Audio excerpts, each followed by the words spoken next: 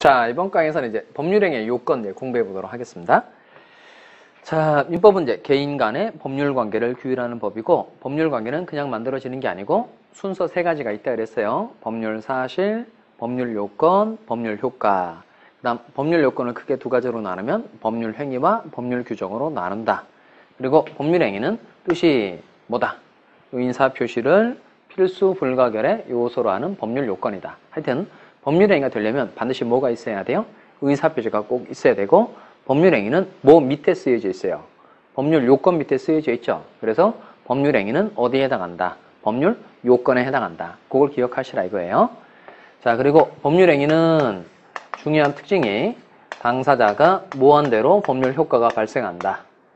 의혹한 대로 법률 효과가 발생하려면 두 가지 요건을 갖춰줘야 돼요. 자, 성립 요건과 효력 요건을 갖춰줘야 됩니다. 그러니까 일반적 성립 요건에 해당되는 게 세 가지가 있죠. 자, 먼저 당사자, 목적, 의사표시 요 세 가지가 있어야 되고, 그 다음 효력 요건, 당사자가 먼저 능력 갖춰야 돼요. 능력 세 가지, 권리 능력, 행위 능력, 의사 능력을 갖춰야 되고, 그 다음 법률행위 목적은 네 가지를 갖춰야 되죠. 이게 확가 적사예요. 검토하는 순서도 확가, 적사 이런 순서니까 외울 때도 뒤죽박죽 하시면 안 돼요. 순서대로 확정, 가능, 적법, 사회적 타당성 요거 갖춰야 됩니다. 그럼 세 번째, 의사와 표시가 뭐하고 일치하고 의사결정 과정에 하자가 없어야 됩니다. 자, 그러면 요 내용대로 매매계약 가지고 한번 해봅시다. 자, 갑이 이제 건물을 가지고 있어요. 네, 을에게 1억 원에 팔 테니까 네가 사라 라고 얘기를 했어요. 이게 청약의 의사표시. 을이 좋다 1억 원에 사겠다에게 승낙의 의사표시죠. 그럼 청약과 승낙의 의사표시가 합치가 되면 갑과 을 사이에서는 매매계약이 성립하고, 매매계약이 성립한 경우에 갑은 을에게 건물 소유권 이전해 줘야 되고, 을은 이에 대해서 대금 지급해 줘야 된다 이겁니다. 자, 그러면 좀 전에서 배웠던 내용을 좀 정리를 좀 해봅시다. 매매계약, 이건 법률관계에 해당한다, 인간관계에 해당한다. 법률관계에 해당하죠. 법률관계. 그 다음 청약의 의사표시, 승낙의 의사표시, 이건 어디에 해당될까요? 법률, 사실, 법률 요건, 법률, 사실. 그 다음 요 청약과 승낙의 의사표시가 합치돼서 생긴 이 매매계약은 어디에 해당되죠? 매매계약은 법률 요건. 그 중에서 법률 요건 중에서 법률 행위에 해당하는 거예요? 법률 규정에 해당하는 거예요? 법률 행위에 해당하는 거죠. 왜 법률 행위에 해당하는 거죠? 뭐가 들어가 있으니까? 의사표시가 들어가 있으니까. 그 다음 건물 소유권 이전 청구권, 대금 지급 청구권. 요건 어디에 해당한다? 법률 효과에 해당하는 겁니다. 그래서 순서가 세 가지에 딱 들어맞게 돼 있어요. 자, 그런데 이 매매라는 법률 행위는 당사자가 뭐한 대로? 의혹한 대로 법률 효과가 생겨요. 자, 그러려면 세 가지가 갖춰져야 됩니다. 자, 성립 요건이 당사자, 목적, 의사 표시죠. 일단 당사자 있어요, 없어요? 있죠? 갑을 당사자 있고, 그 다음 목적, 이 매매계약의 목적은 뭐죠? 그 책에 보면 법률행위의 목적이란 그 법률행위에 의하여 당사자가 달성하려고 하는 법률 효과를 말한다 이렇게 돼 있어요.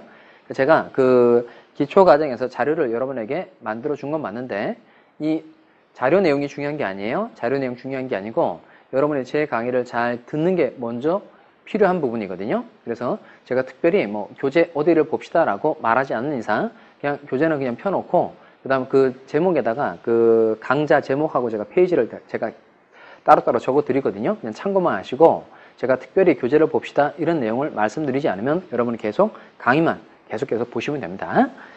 자, 그러면 다시 돌아가서 이 매매계약의 목적은 법률행위의 목적이란 그 법률행위에 의하여 당사자가 달성하려고 하는 법률 효과를 말한다 이렇게 돼 있어요. 법률 효과를 말한다. 그럼 좀 전에 법률 효과에 해당되는 게 요거였었죠. 건물 소유권 이전, 대금 지급 이게 법률 효과였으니까 이 매매계약의 목적은 건물 소유권 이전하는 것, 대금 지급하는 것 이게 이 매매계약의 목적이 되는 겁니다. 목적이 있죠. 그리고 갑의 의사표시가 있고 을의 의사표시가 있어요. 그러니까 당사자, 목적, 의사표시가 다 갖춰진 겁니다. 그러면 이 법률행위는 뭐였다? 성립하였다 이렇게 말한다는 거예요. 그 다음 세 가지 중 어느 하나라도 갖추지 못했다. 그러면 뭐라고 표현하죠? 불성립이라고 표현하죠. 자, 그럼 성립 요건 갖춘 경우에는 무슨 요건을 검토를 하게 되는 거예요? 효력 요건.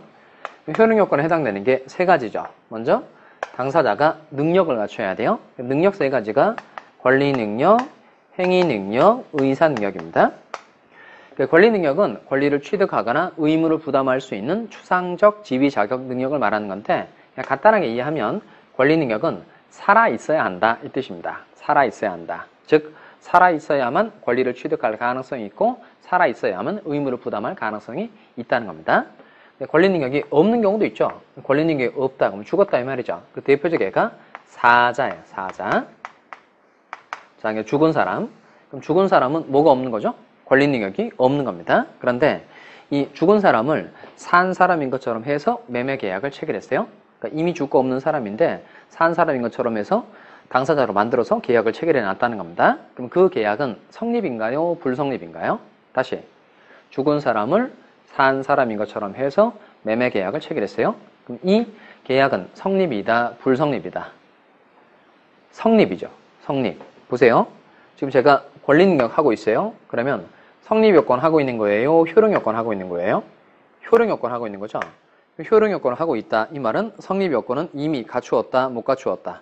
갖추었다는 거죠. 그러니까 죽은 사람이기는 하지만 일단 계약서에 당사자로 나오기는 해요, 안 나와요? 나오죠. 그러니까 당사자가 있으니까 계약이 일단 성립했다, 아예 불성립이다. 성립은 했어요. 그런데 무슨 요건을 못 갖춘 거죠? 효력 요건을 못 갖춘 겁니다. 그럼 효력 요건을 못 갖췄으니까 권리 능력이 없을 때 그 법률행위의 효력은 뭐가 된다? 무효가 된다는 겁니다. 무효. 자, 이렇게 기억하시면 돼요. 권리 능력의 뜻은 살아 있어야 한다. 권리 능력이 없는 대표적 경우로 뭐가 있다? 사자, 죽은 사람. 그다음 권리 능력 없을 때 법률행위의 효력은 어떻게 된다? 무효가 된다. 이렇게 정리하시면 되겠습니다. 그 다음에 행위 능력인데요. 행위 능력은 단독으로 유효한 법률행위를 할 수 있는 능력을 말합니다. 즉 자기 혼자서 단독으로, 이 말은 누구의 동의 없이도 이 말입니다. 단독으로 계약을 체결할 수 있는 능력, 이렇게 이해하시면 되겠어요. 여러분은 누구랑 계약 체결할 때 부모, 그 다음에 배우자 이런 사람의 동의가 필요가 없죠. 그러면 여러분은 무슨 능력이 있는 거예요? 행위 능력이 있는 거죠. 자, 그런데 이 행위 능력이 제한되는 경우도 있어요. 행위 능력이 제한되는 경우로 먼저 미성년자가 있네요. 미성년자. 미성년자는 만 몇 세 미만자죠? 이제 이렇게 기억하셔야 돼요. 미성년자 누구예요?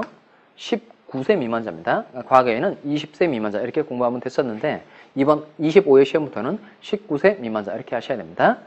자, 19세 미만자에게 민사 미성년자고, 그 다음에 요 피성년 후견인이라고 있어요. 그러니까 피성년 후견인은 이 사람은 질병, 노령, 장애 이런 제약 때문에 사무 처리 능력이 지속적으로 결여가 된 사람입니다.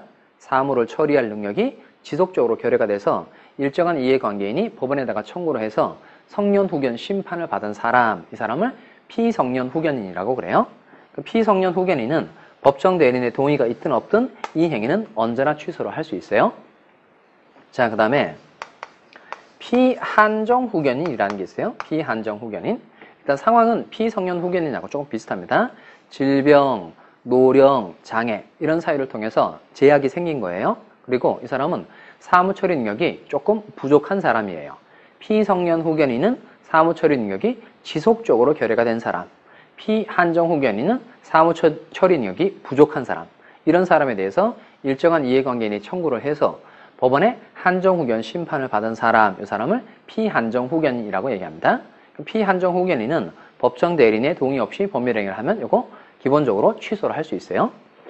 대신 그 법원에서 허가를 해주면서 이러이러한 행위는 단독으로 해도 된다 이렇게 허가를 해준 행위는 동의 없어도 취소를 못하는 겁니다. 원칙적으로 취소할 수 있다 없다? 있다. 자, 그 다음에 피특정 후견인이라는 사람이 있어요. 피특정 후견인. 자, 요 피특정 후견인 일단 어떤 사람이냐면 이 사람은 그 꼬장꼬장한 할아버지 이런 사람 생각하시면 돼요. 이 사람이 정신세계는 무슨 문제가 없어요. 사리 판단 능력은 좋아요. 꼬박꼬박 때 되면 밥 달라 그러고, 그 다음에 누가 잘못하면 지적도 잘하고. 근데 이 사람이 다리가 불편한 거예요. 그래서 어디 가서 임대차 계약 이런 걸 체결할 때는 불편하니까 이 사람은 그 사무를 처리하기 위해서 그냥 일시적인 후원만 해주면 되는 사람, 이 사람을 피특정 후견인이라고 그래요. 그러니까 사무 처리 능력에는 이상이 없고 이 사람은 일시적 후원만 필요한 사람이 법원의 특정 후견 심판을 받았다. 그러면 피특정 후견인이라고 불러요. 그럼 이 사람은 기본적으로 여기하고 상황이 좀 다르죠. 피성년 후견인하고 피한정 후견인은 사무 처리 능력이 지속적으로 결여가 되거나 부족한 사람인데 피특정 후견인은 사무 처리 능력 자체에는 전혀 이상이 없는 사람이에요. 그래서 요 피특정 후견인 심판을 받았다고 하더라도 이 사람이 후견인의 동의 없이 법률행위를 해도 이건 사무 처리 능력 자체에는 별로 문제가 없는 사람이니까 동의가 있든 없든 이건 취소를 못합니다. 그러니까 여러분이 기억해야 될 건 요거예요. 원래 행위능력은 단독으로 계약을 체결할 수 있는 능력 이렇게 이해하시면 됩니다. 그런데 행위능력이 제한되는 경우로 어떤 경우가 있다. 미성년자, 피성년 후견인, 피한정 후견인이 있다. 이겁니다. 그다음 미성년자가 법정 대리인 동의 없이 법률행위 했다. 이건 뭐 할 수 있다? 취소. 나중에 다음 주 정도 되겠네요. 그때 무효하고 취소가 어떻게 다른지 또 가르쳐 드리겠습니다. 그다음 피성년 후견인은 법정 대리인의 동의가 있든 없든 언제나 취소를 할 수 있고, 그다음 피한정 후견인이 기본적으로 법정 대리인 동의 없이 법률행위 했다면 취소할 수 있어요. 그래서 행위능력이 제한되는 경우로 이렇게 기억하시면 됩니다. 미성년자, 피성년 후견인, 피한정 후견인이 있다. 이렇게 정리하시면 되겠습니다. 그다음 의사능력은 자기가 한 법률행위의 의미나 내용을 이해할 수 있는 정신적인 능력을 말합니다. 한마디로 말하면 의사능력은 제정신이어야 한다. 이 뜻입니다. 그런데 이 의사능력이 없는 경우도 있어요. 그 대표적 경우로 요거예요. 의사능력이 없는 경우로 한자를 지금 쓰고 있는데 한번 읽어보세요. 이게 뭐죠? 느낌은 오죠? 이게 술 주자니까 느낌은 오죠? 그러니까 읽을 때는 명정 이렇게 읽어요. 명정. 이게 이제 술에 만취됐다 이겁니다. 술에 떡이 됐다 이런 말 쓰죠? 이게 이제 명정 상태입니다. 그러면 술에 만취한 상태에서 누구랑 계약을 체결했어요. 그러면 무슨 능력이 없는 사람이라는 거죠? 의사 능력이 없는 사람이다 이겁니다. 자, 그러면 생각해 봐야 될 게 지금 술에 만취한 상태에서 매매 계약을 체결했다고 칩시다. 그럼 그 매매 계약은 성립인가요? 불성립인가요? 성립, 불성립? 성립이죠. 성립. 제가 지금 하고 있는 게 의사능력 하고 있는 거잖아요. 그러면 의사능력은 무슨 요건에 관한 거예요? 효능 요건에 관한 거죠. 효능 요건을 갖추었다. 그러면 효능 요건을 하고 있다 이 말은 일단 뭐는 갖추었다. 성립 요건은 갖추었다는 겁니다. 그래서 이 구조를 잘 구별하는 거 이게 훨씬 중요합니다. 자, 그럼 의사능력이 없다고 하더라도 법률행위로서 뭐는 한 거죠? 성립은 한 거죠. 그 다음 효능 요건을 못 갖췄으니까 의사능력이 없을 때 그 법률행위 효력은 이렇게 됩니다. 무효가 됩니다. 자, 의사능력의 뜻은 뭐다? 제정신이어야 한다. 의사능력이 없는 경우로 뭐가 있다? 명정. 의사능력 없는 자의 법률행위는 뭐가 된다? 무효가 된다는 겁니다. 행위능력이 제한될 때는 기본적으로 뭐 할 수 있다? 취소할 수 있다. 자, 이렇게. 근데 이렇게 능력 내용을 보면 뭐 사자가 당사자에 들어가 있다. 미성년자가 당사자에 들어가 있다. 그 다음 당사자가 명정 상태이다. 이런 특별한 사정이 있는 경우에만 검토를 하고 이런 특단의 사정이 없으면 능력은 다 갖춘 것으로 처리를 해줍니다. 자, 그래서 당사자 갑이 권리 능력, 행위 능력, 의사 능력 갖추었고 당사자 을이 권리 능력, 행위 능력, 의사 능력을 갖췄어요. 그리고 건물 소유권 이전이라는 목적이 확정할 수 있어야 되고 이행하는 게 가능해야 되고 적법 사회적 타당성이 있어야 되고 의뢰 대금 지급이라는 목적이 확정할 수 있어야 되고 이행하는 게 가능해야 되고 적법해야 되고 사회적 타당성이 있어야 한다는 겁니다. 그다음 갑도 의사를 표시했고 을도 의사를 표시했죠. 그러면 갑의 의사와 표시가 일치하고 의사결정 과정에 하자가 없고 을도 의사 표시를 한 사람이죠. 을의 의사와 표시가 일치하고 하자가 없을 때 그때 비로소 당사자가 뭐한 대로 의혹한 대로 법률 효과가 생긴다는 겁니다. 앞으로 계속 써먹을 내용이니까 자, 외워봅시다. 자, 성립 요건에 해당되는 게 세 가지가 있는데 세 가지가 뭐죠? 당사자, 목적, 의사표시. 그다음 효력 요건도 세 가지입니다. 첫 번째, 당사자가 무엇을 갖출 것, 능력을 갖출 것. 능력 세 가지가 뭐다? 권리 능력, 행위 능력, 의사 능력 갖춰야 되고요. 그다음 목적은 네 가지 갖춰야 되죠. 확정, 가능, 적법, 사회적 타당성. 세 번째, 의사와 표시가 뭐하고 일치하고 하자가 없을 것 이겁니다. 자, 그러면 이제 본격적으로 배울 내용이 여기에요. 자, 법률행위 목적 확정 가능 적법 사회적 타당성 이걸 갖춰야 됩니다. 자, 이제 교재를 좀 봅시다. 교재.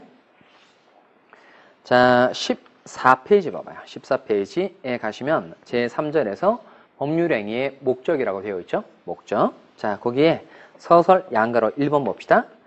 자, 법률행위의 목적, 그 다음에 괄호 열고 내용이란 읽어보죠. 법률행위를 하는 자가 그 법률행위에 의해 발생시키려고 하는 뭘 말한다?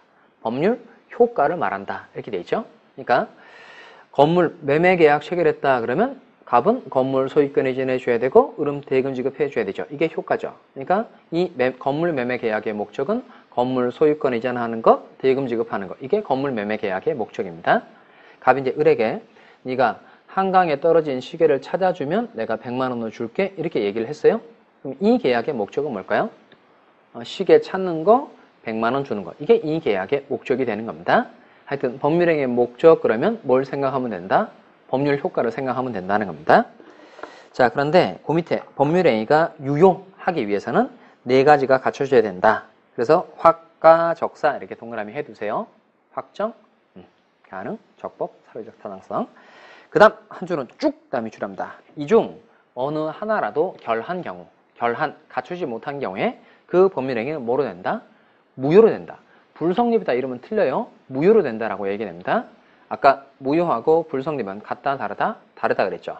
자, 그러면 확정부터 이제 한번 해봅시다. 자, 갑하고 을이 1월 1일 날 매매계약을 체결했어요.